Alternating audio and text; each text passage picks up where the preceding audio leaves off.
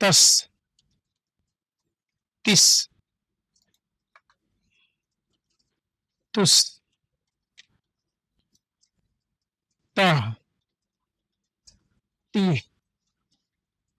تہ تد تد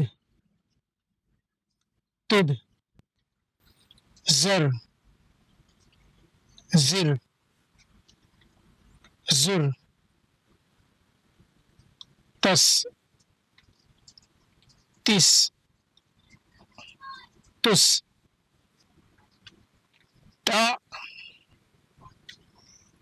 تی تو تف تف تف تک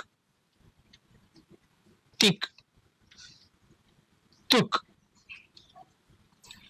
تک تک تک زل زل زل زم زم زم زن زن زن ز زی زو.